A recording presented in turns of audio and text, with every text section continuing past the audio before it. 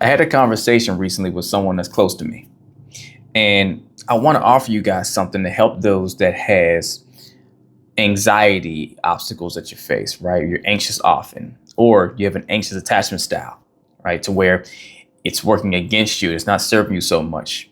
You pour so much into people and, you're always trying to, go and have that person be close to you that you want to have in your life, but they're not, right?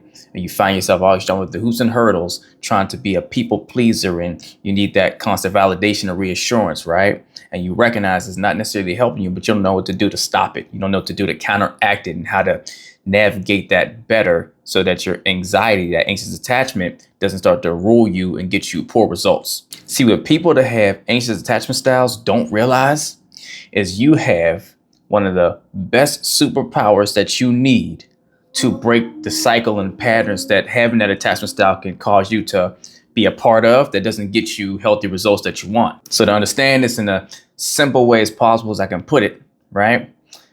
All of the things we do comes from our foundational wiring, right? And then when you have an attachment style, whether you're anxious, you're avoidant or secure, or even a fearful avoidant, right? All that comes back to a foundation of your past. Whenever you're young enough and you were navigating the world as a young version of yourself and trying to figure out how to navigate in a way that keeps you preserved and takes care of yourself and make sure you get what you need. And that's how one of these attachment styles starts to develop within you. And we develop these attachment styles because they become our strength, the kind of muscle we've gotten used to using to get good results in life. So often for someone that's anxious, you get really good at going to go earn your love, right? Going to go prove yourself that you're enough to have consistent love in your life. It's your way of making sure you can always guarantee that you're going to be loved on, right? And so you get really good at being a people pleaser and going above and beyond and taking care of people, being an like top tier nurturer, right? Just like when you're an avoidant, right? You get really good at being autonomous.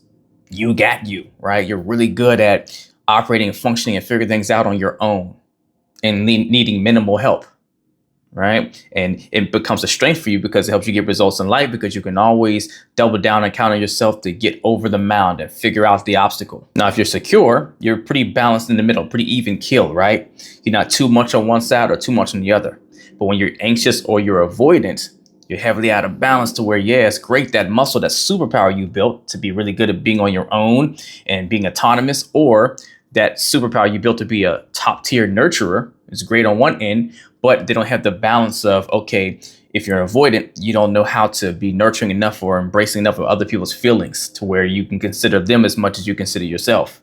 Or if you're on the anxious side, you don't do the best job at considering yourself as much as you consider others. You put other people first over yourself all the time, to where that superpower becomes your kryptonite.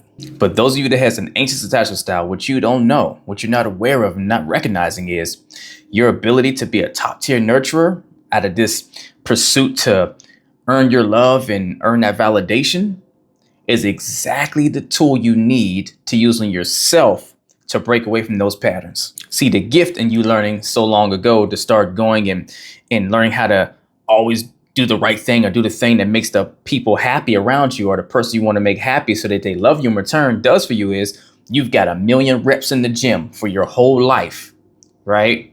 Of learning how to be great at supporting someone, great at showing up, great at being consistent for people, great at going and pouring the love into someone that they need, right?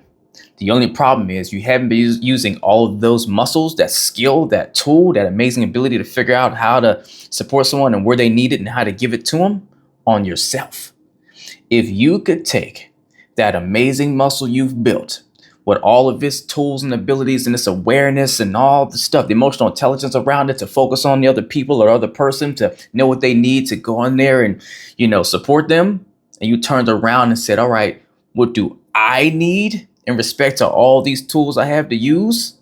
You're going to change your life, because you're going to learn to fill up your glass in ways you never imagined. And you're going to start to sever that need to go seek validation in others, because you'll be overabundant with tools and abilities to make yourself feel validated. So I want you to take one exercise across this week. If this is you in that position, I want you to go sit down and write out all the things you do amazingly for other people, down to the details, the nitty gritty, and write how you do it. What gives you the ability to do that. And then I want you to sit down and write out who you are on paper next to that, like just the person you are. And I want you to look over at your tools and say, how do I apply all these tools and what I do to nurture other people and so forth on myself? What do I need to be benefited by these tools? And then I want you to come up with 3 action steps that you're going to put into action to act out and operate and put into practice those tools you're going to use in yourself to create tangible results for yourself. Do this consistently. And as you do it for the first week, improve it for the second week, keep scaling it up till you get to a month schedule for what you're going to do. And this is going to make you require yourself to focus on you to really figure out how you need to support you best. So you got to treat yourself like a person you really want to earn love from, and go use your tools to earn the best love from yourself that you can give to yourself back. Let's get it.